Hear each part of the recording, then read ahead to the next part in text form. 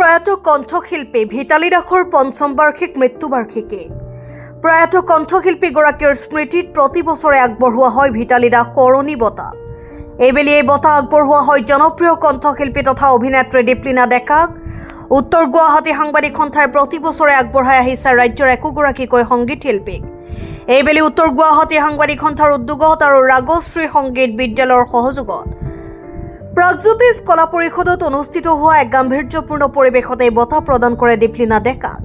অনুষ্ঠানত উপস্থিত থাকে কামৰূপ জিলা আয়ুক্ত দেৱকুমাৰ মিশ্ৰ, ভিতালী দাসৰ কন্যা তথা সংগীত শিল্পী কমলিকা কাশ্যপ, আমাৰ অসম কাকতৰ কাৰ্যবাহী সম্পাদক গৌতম শৰ্মা, আমাৰ অসম কাকতৰ সহকাৰী সম্পাদক মণ্টু শইকীয়া, উত্তৰ গুৱাহাটী মহাবিদ্যালয়ৰ অধ্যাপক তাৰিণী হালৈ, মৌজাদাৰ ৰাতুল বৰুৱাৰ লগতে শতাধিক ৰাইজ। ভিতালী দাস বাইদেউৰ পঞ্চম মৃত্যুবাৰ্ষিকী দিনাখন ভিতালী দাস সোঁৱৰণী বঁটাটি মোক দিয়া হৈছে, মোক বাছনি কৰা হৈছিলে।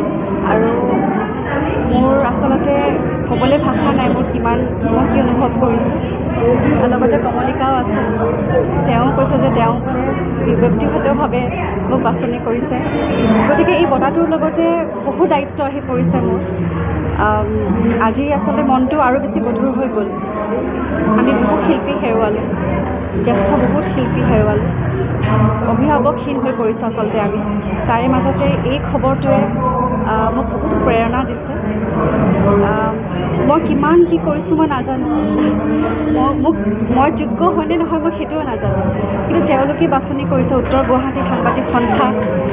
আজি যি মোক বঁটা প্ৰদান কৰিলে সেইবাবে মই তেওঁলোকক প্ৰত্যেকজনকে ধন্যবাদ জনাইছোঁ, আন্তৰিক ধন্যবাদ জনাইছোঁ। মই অভিভূত হৈছোঁ।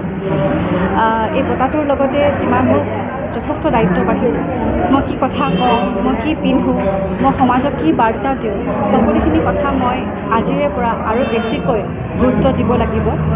কাৰণ আমি দায়বদ্ধ, আমি অভিনয় কৰোঁ, আমি গীত গাওঁ, আৰু কেৱল অভিনয় আৰু গীতৰ লগত আমি সীমাবদ্ধ নহয়। আমাৰ বহুত দায়িত্ব থাকে সমাজৰ প্ৰতি, সংস্কৃতিৰ প্ৰতি, ভাষাৰ প্ৰতি।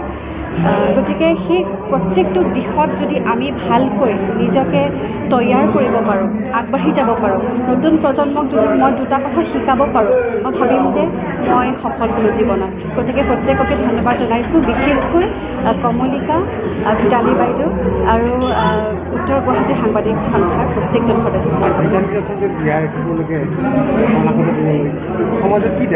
আচলতে গৌতম মামাই খুব এটা ধুনীয়া মোক এডভাইচ দিলে ন্যাসৰ কথাটো। চাওক, পটককৈ এটা বস্তু কৰিব পৰা নাযায়, তাৰ বাবে আমি বিত্তীয়ভাৱেও ভাল হ'ব লাগিব। তেনেস্থলতে মই নিশ্চয়কৈ এইটো ৰেছপনচিবিলিটি মই ল'ম, গীতসমূহ কেনেকৈ মই সংৰক্ষণ কৰি ৰাখিবলৈ পাৰোঁ। সেইবাবে সংৰক্ষণৰ বাবে প্ৰথম প্ৰচেষ্টা মোৰ থাকিব এটা কম্পিটিশ্যনৰ প্ৰতিযোগিতা। কাৰণ কিয় আজিকালিৰ দিনত প্ৰতিযোগিতাৰ ক'ব গ'লে অভাৱ বহুত হৈ গৈছে। আজিকালিৰ দিনত প্ৰতিযোগিতা এনেকৈ ভূপেন্দ্ৰ সংগীত প্ৰতিযোগিতা হৈ গ'ল, বিষ্ণুৰাভাদেৱৰ সংগীতৰ প্ৰতিযোগিতা হৈ গ'ল, বা জ্যোতি সংগীত প্ৰতিযোগিতা হৈ গ'ল, এইসমূহ খুব কমি আহিছে। তেনেস্থলতে মই সেইবাবে আশাবাদী যে উঠি অহা যোনটো নৱপ্ৰজন্ম, উঠি অহা আমাৰ পিছৰ জেনেৰেশ্যন যোনটো, তেওঁলোকে অন্ততঃ সংগীতৰটো মূল্যটো কি নহয়, সংগীতৰ আচল ভেলিউটো কি, সেইখিনি জানিবৰ কাৰণে প্ৰতিযোগিতাৰ পৰা আচলতে বহুত কথা বুজিবলৈ পৰা যায়। এগৰাকীয়ে যদি হাৰে বা এগৰাকীয়ে জিকে, তেওঁৰ পৰা বহুত আমি শিকিব পাৰোঁ। তেনেস্থলতে প্ৰতিযোগিতাৰ সেইবাবে আৰম্ভণি মই কৰিবলৈ বিচাৰিছোঁ। মই খুব সম্ভৱ জুলাই মাহত মই এইটো আয়োজন কৰিম। সেইখিনি সময়তে সংৰক্ষণৰ বাবে ক'ব গ'লে মই গীতসমূহৰ সংৰক্ষণৰ বাবে এতিয়াই বহুতখিনি আগবাঢ়িছোঁ, আগন্তুক দিনলৈ আৰু আগবাঢ়িম বুলি মই আশাবাদী।